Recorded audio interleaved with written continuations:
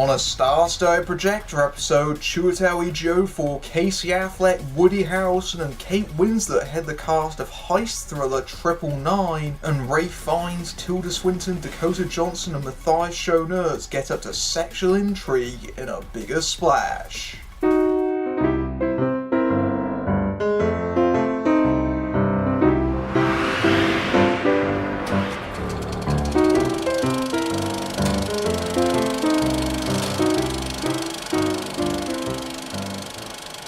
Hello and welcome to Projector, and inside the vault today is the heist thriller that looks at cops on both sides of the law, 999. In Atlanta, a group of thieves, including Chiwetel Ejiofor's Terrell, Clifton Collin Jr.'s George, Anthony Mackie's Marcus, and brothers Gabe and Russell, played by Aaron Paul and Norman Reedus, pull off a daring heist on a safety deposit box, but these aren't your usual perps, as George and Marcus are both cops. They're all being blackmailed by the Russian mafia, led by Kate Winslet's Arena, into doing these robberies, but their next assigned target is almost impossible, unless they kill a cop, known as a 999, to distract them while they do the job. When Marcus is assigned a new partner, rookie Chris, played by Casey Affleck, that he doesn't get along with, their plan is set in motion. 999 is the new film from director John Hillcoat, who rose to international prominence with the gritty Australian western The Proposition, which he followed with the grim Cormac McCarthy adaptation The Road, and the all-star bootlegging drama Lawless. I actually saw this a long time before its release. I saw this as a secret screening where they didn't announce what the film would be, and many people going to that screening suspected that it would be Deadpool. Unfortunately for them, it turned out to be 999. I've actually heard in many screenings, when the BBFC Black Card came up with the title, many people actually walked out of that moment. They were so disappointed. That wasn't the case in my screening. There were a lot of walkouts, I will say, in my screening, but I'm going to be fair here and say that it was probably not their kind of movie. That they all roughly walked out about an hour in, they gave it about an hour, which I'm saying it's probably not their film because this is a very gritty, very violent crime drama. This really is something that you need to be in the mood to see. So springing it as a surprise on people, it probably wasn't going to work out very well. This movie has a killer opening. The bank heist at the beginning of the movie is taut, thrillingly staged, it's very quick, it's punchy, it really gets you into the world of the story very quickly, and it has some great moments in it, especially that shot that you've probably seen in all the advertisements where Aaron Paul's character, he steals a bag of money and it turns out that the dye bag's in it, and so there's this big shot of the dye bag pouring out of the car and literally smothering the entire freeway that are on in red smoke that they pour out of. There's a reason that shot is on the poster, and at the end of that sequence they pull into somewhere, and that's when we first get a close-up of Anthony Mackie having a cop badge around his waist, and we suddenly realise, boom, they're police officers as well. And that's the big hook. That is very good. That is very good direction and writing there. Unfortunately, I cannot say the same for much of the rest of the film. Unfortunately, 999 can't live up to that early promise, and the problems start because this movie has about 8 main characters in it. There are so many main characters that it's very easy to find yourself getting lost. This is the kind of film where everything is really convoluted, and it seems like Hillcoat is trying to build up this dark, sinister world, but at the same time, he does it with such a lack of exposition or clarity that at times you just find yourself wondering, what is going on? Who are these people in relation to these other people? Do they actually have a relation to these other people? It's very muddled. Generally, you don't know a lot about these characters until a big exposition dump about an hour in, and that's probably another sign that if you needed a massive exposition dump at the halfway point, you've probably done a really bad job of setting up all these characters. But basically, what's happening is that Chiwetel Ejiofor's character, he's had a son with Gal Gadot, who, funnily enough, has poster billing in the UK, even though she's barely in this movie. She plays Kate Winslet's sister, and Kate Winslet is the wife of a Russian mafia baron, and he's in prison, and basically what's happening is that she is extorting and blackmailing Ejiofor's character into getting certain things they need in order to free him. It's a MacGuffin. It in no way factors into the rest of the movie once you know that. And again, that's a problem with the writing. It's literally there to have an excuse for these characters to do this. And so he's got all of his buddies together, some of whom are cops, some of whom are criminals, and they need to do this, otherwise they're going to get killed. And the heist then that they need to get the information on where he's being held from a government building. And you can probably get an idea from that synopsis of just how convoluted the plotting is, and then you add another couple of characters on top of that. And the issue with 999 is that I didn't feel like it separated itself from a number of other movies about corrupt cops. The closest analogy I can get is something like Heat meets the Arnold Schwarzenegger movie Sabotage. Sabotage is probably not a movie you want to imitate, but that was what I was reminded of a lot during this movie, in just how violent it is. And really, this is the kind of film that I found myself thinking, if this didn't have the cast that it does, this would be a direct-to-video movie. This would be something that you'd probably find Grindstone making on a slightly lower budget. So, fair play to the casting director, because the casting director seems to have worked overtime here. I think a lot of these actors might have been swayed in because of Hillcoat's reputation with The Proposition, and to a lesser extent, Lawless. Apparently this is a movie that he wanted to make for quite some time. It dates all the way back to, apparently Shia LaBeouf was being eyed for the lead role that Casey Affleck is eventually starring in. The problem with 999 is that you have all these great cast members like Chiwetel Ejiofor and Woody Harrelson and Kate Winslet and Norman Reedus, who was barely even in the movie. And you have all these great cast members, and then it seems like they asked the casting director, okay, name a bunch of great TV series, get the actors from those, and we'll put them in the movie as well. So you've got Aaron Paul, who's doing Jesse from Breaking Bad, if he was a junkie, essentially. And you've got Norman Reedus, who is sort of their lookout, and Michael K. Williams from The Wire. He has a one-scene wonder in this movie as a transgender informant that Woody Harrelson's character talks to. But you've got all these great actors here, and the issue with the screenplay is that there are so many characters and so many different relationships to try and build up, that they're all sketches. They're all very basic sketches that we don't really know about. I mean, the closest we get is Ejiofor, and that's purely because his son is in danger, and not really because we have any true connection to that character. And in some cases, the performances seem to compensate by going wildly over the top. Kate Winslet is really hamming up in this movie, which is ironic because her character is a Jewish Russian mafia wife. And they keep underlining the fact that the character is Jewish. She's wearing a Star of David, and they keep having that in all their scenes, as if to constantly remind you that they're both Jewish and Russian, as if the fact that both those traits together makes for a second dimension to what is a one-dimensional character. She's literally in the movie for about 5 scenes to instigate the plot so that we can have this heist movie going on. If you were thinking of Winslet's accent in Steve Jobs, that sort of non-specific European accent, try thinking of that, but if she was doing Chekhov from Star Trek, that's her Russian accent. It's really distracting, and it makes her villainous character seem even more over the top than it is already. But Winslet's performance in this movie has nothing on Woody Harrelson.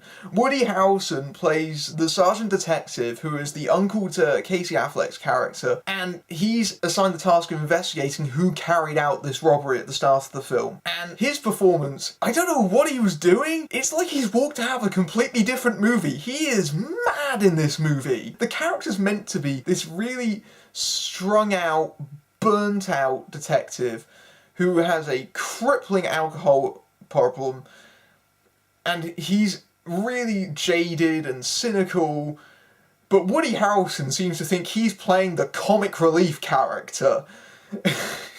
He gets lines like, "Be careful what you Insta-Google tweet face." And there's a scene where he's sat in his office wearing a werewolf mask for no reason whatsoever. Woody Harrelson's performance is both simultaneously baffling and amazing.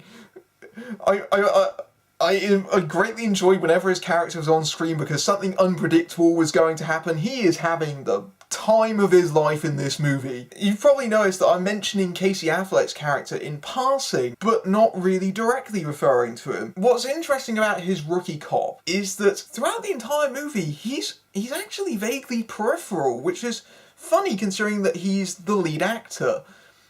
He doesn't actually say a line until about 20 minutes in, and even then he doesn't really rise to prominence until the final third of the film. What happens with that character, though, is clearly intentional. He's meant to be street smart, but on the other sense, he's meant to be oblivious. He spends the entire movie almost clueless as to what is going on with the thieves. He's almost completely unaware of it, or just how much danger he's in. And I suppose that could work, and it builds up that sense of tragedy that something might happen to him, you know, with regards to the whole killing a cop angle, but it makes him seem like a very flat main character that's very inactive and doesn't really figure into the plot.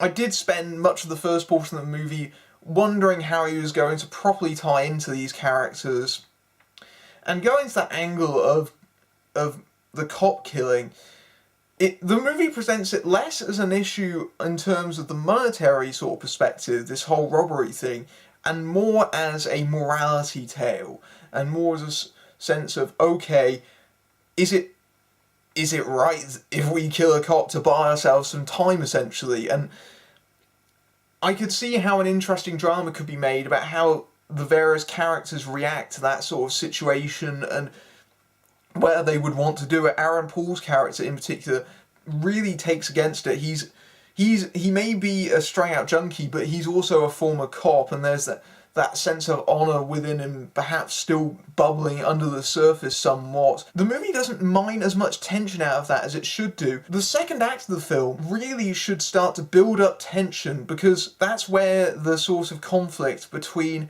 Affleck's character and Mackie's character starts to come to the fore, where they're in this really uncomfortable sort of partnership. You know that something's going to happen, you know it's building up towards the big heist, but there's no real story momentum because it keeps being undercut by having to navigate between so many different subplots and characters. What really elevates it are the twists in the final third of the film, where my expectations of what was going to happen were actually subverted. There's some very grisly set pieces, but some well-orchestrated ones as well. But it has a few new wrinkles that does make it stand out a little bit from the pack, but for me, it was almost too little too late, and certainly for a lot of audience members, because it's a 2-hour film and you can't spend half the film wondering what exactly is going on. You can't do that. That's a fatal flaw in this movie, especially when it's supposed to be building up tension. And that's the thing with 999, it's not outrageously bad, it just feels very conventional. It just hits the sort of expectations that you would think of a gritty crime thriller. So if you like this particular genre of film, I think you might get things you'll enjoy out of it. If you're not, best avoid it. It's not for you. Despite the all-star cast, it's kind of a bit of a waste of them. They could do better, and it's certainly the weakest film that Hilco has directed today. It doesn't really grab out at you in the same way that even Lawless does, and I had problems with Lawless, but 999 is a great cast list, not so great execution. Triple Nine, alas, does little to differentiate itself from a lot of hard-edged crime thrillers about corrupt cops, aside from its stellar cast, who try hard despite only having skeptics to work with, resulting in some wildly uneven performances. The convoluted tale has far too many characters and struggles to tie them all together with muddled storytelling that can make it hard to follow, let alone care what happens to them. John Hillcoat brings his usual intensity to the flick, which can be best seen in the film's showcase heist set pieces, but it often feels nasty for the sake of it, although the final act improves with the way he handles the twists and turns in the thieves' plan. If you're a fan of these hard-boiled pieces, you'll probably enjoy it, but for those who aren't, you need not apply. After the break, we take a trip to a small Italian island for sun, sex, and jealousy. Welcome back, where things are heating up so much off the Italian coast that you'll have to take a bigger splash just to cool off. Mary Ann Lane, played by Tilda Swinton, is a famous rock star who is recuperating after vocal surgery with her boyfriend Paul, played by Matthias Schoenaerts, on the island of Pantelleria. Their peace is broken, however, when Mary Ann's ex Harry, played by Ralph Fiennes, pays a visit along with his long-lost daughter Penelope, played by Dakota Johnson, who are both intent on having a good time. But it also becomes increasingly clear that Harry is determined to steal Mary Ann back, no matter what the cost, and certain boundaries are about to be crossed. A bigger splash is actually a remake. It's a remake of a 1960s French film called The Piscine, or Swimming Pool, and basically it's a throwback to a very European style of filmmaking that amplifies the sort of eroticism and tension, and it's a four-hander between all these interesting main characters. And if any of them is really the star here, it's gotta be Tilda Swinton. In this new version, she plays a rock star, which we very briefly see as sort of this David Bowie, Ziggy Stardust type. She's recuperating after throat surgery, and this is a tale that's very much based around communication or miscommunication. So her character has almost no voice whatsoever. She has lines in the movie, but she speaks in very hoarse whispers and tries to conserve it as much as she can because she can't speak. And that adds an interesting element, because singing is her entire life, and what if her voice doesn't come back, for example? But also, in this situation, she finds herself being reduced in agency. She's this big star that everyone knows and recognises, but she can't talk to anyone. But more importantly, she can't really express herself properly in a way that she can stop what's going on, because it's very clear what's going on with Ralph Fiennes' character, and we'll get to him in a minute, because he's a close second in being the star player in this movie. But back to Swinton. What's really impressive about Swinton's performance, and apparently she suggested the angle that she didn't have to speak, it actually puts an increased mode on her physical performance, and actually shows how great of an actor Swinton is. Because you can understand what that character's thinking without her having to say it. It's all in her expressions. And while it's a very showy performance, it adds a real layer to the material, something that I really, really enjoyed seeing. You wouldn't normally see a character like this. Now, the reason Fiennes is quite close is because it's actually really against type for Ralph Fiennes to play a character like this. Ralph Fiennes' Harry is a record executive, and he's an ex of Swinton's character. And years ago, after their relationship ended, he suggested that she go with the documentary filmmaker played by Matthias Schoenaerts. But he's come to realise that he's still got feelings for her, that he needs to settle. And so it's obvious that he's come here because he wants to get her back. He wants to try and dismantle the relationship between these two characters. Fiennes is incredibly annoying in this movie, but it's completely intentional. It goes with Swinton's turn in that he will gladly go too far, but because she can't tell him to stop, he doesn't know where the line is. And so what we have is this character that starts out as seemingly as this free spirit, but it's increasingly clear with Fiennes' performance that the reason that he's doing he's being so wild in his behaviour, sort of ripping his clothes off and diving naked into the swimming pool and things like that. The reason that he's doing that is because underneath it all, he's actually quite empty. There's obviously a desperation there, a desperation to be adored, a desperation for people to be liked, a desperation for Swinton's Marianne to love him again, that's really burning up under the surface. And as the film progresses, it becomes increasingly clear that his desire could actually turn quite dangerous and quite violent. His character is probably the film's most unpredictable element, in that he could spark off at any time. His reactions to things start becoming quite curt. He really crosses a lot of Marianne's boundaries. What the director, Luca Guadagnino, does that really amplifies the sort of uncomfortable element of Fiennes' character is that he uses a lot of interesting POV shots in some of his conversations. The initial arrival at the airport, for example, is seen through the perspective of Schoenertz's character, who's wearing sunglasses.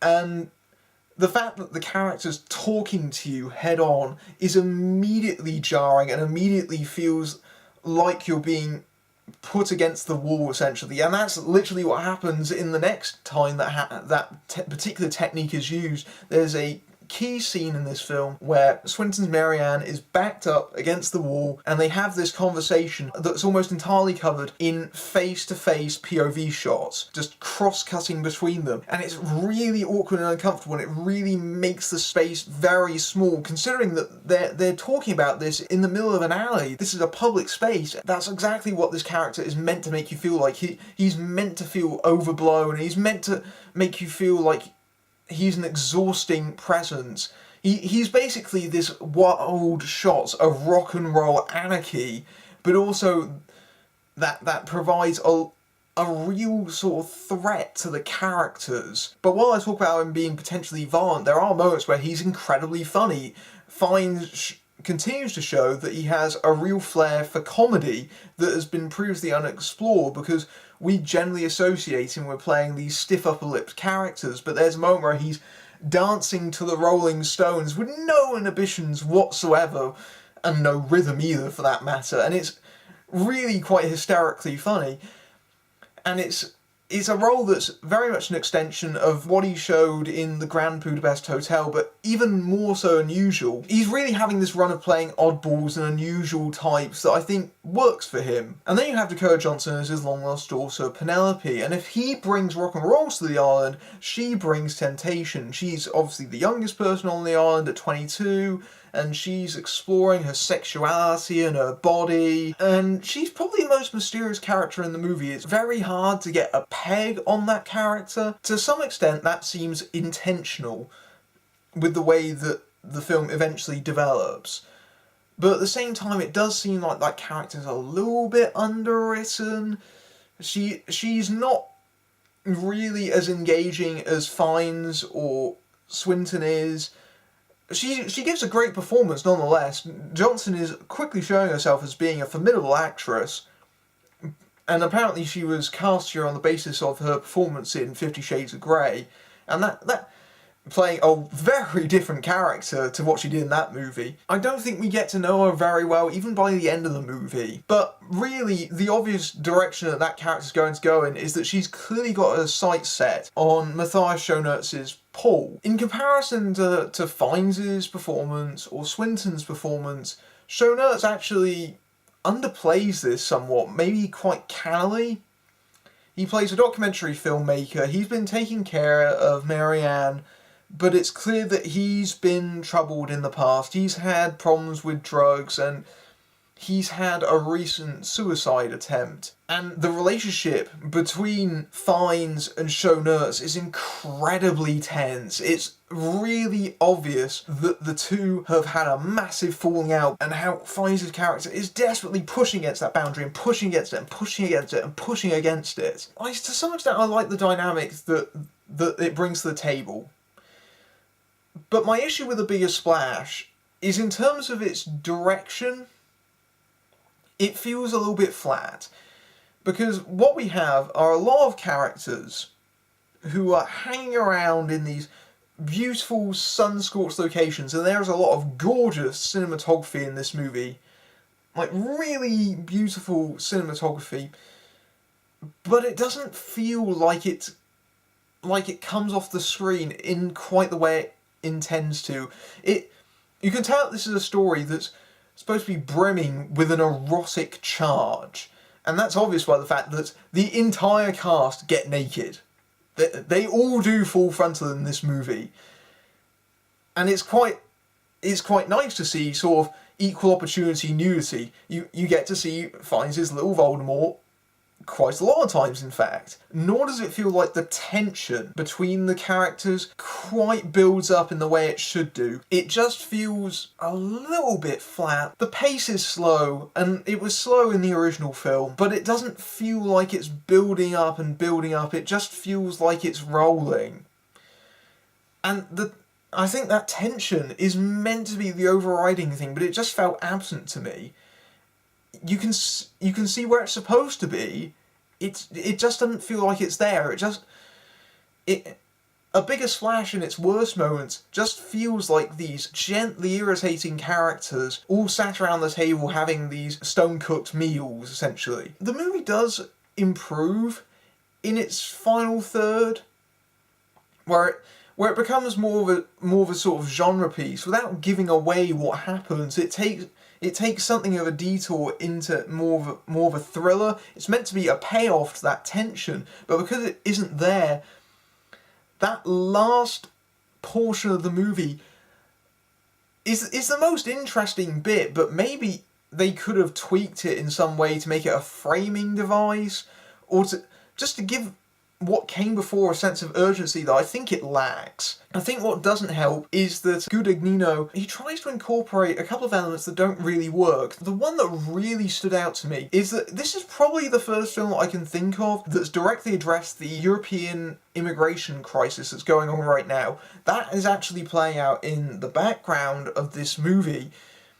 We often see news reports on television and on the radio of immigrants sneaking into the country, and I spent a lot of the time wondering, okay, they keep bringing this up. It has to play into this tale of all these sorts of famous upper to middle class people, and it does in the final section of the film, but not in a way that I think benefits its involvement. It feels like it adds a political element to the film that perhaps doesn't really work with this scenario. Especially because it's so self-contained and it feels like an outside agent, essentially. The final portion of the movie is the big build-up to the tension where all the big twists and turns happen, and it feels like those give it the energy that it needs in that last portion of the movie, but it doesn't get it from the earlier parts, where it just feels like we're waiting for something to happen. We're waiting for the inevitable dark turn, and we know that it's going to happen because these characters are so intense between each other that a spark is bound to happen. Funnily enough, the director of this film, Luca Guadagnino, his next project is apparently a remake of Dario Argento's Suspiria, which, on the basis of this film and sort of how it handles the sort of European erotic thrillers, I'd be very interested to see how that comes out. Let's just hope that it's a little bit more cohesive than A Bigger Splash. A Bigger Splash only creates a few ripples on its beautiful surface. It's a gorgeous looking film with a terrific cast that are all doing brilliant performances, especially Swinton's near voiceless singer and a rambunctious Fiennes against type, but despite the frequent nudity, it doesn't feel like it quite has the erotic charge or tension it really should do, leaving the audience waiting for the inevitable moment where the tide turns. The darker final portion of the film, where it moves genre into a thriller, becomes more engaging than what came before, even if it does try to add some political commentary curry that really doesn't fit with the story around it, but this merely sizzles when it really should be cooking like a piece of meat left on a hot car bonnet. On the next episode, we'll be meeting Sacha Baron Cohen up in Grimsby, but until then, I'm Matthew Buck, fading out.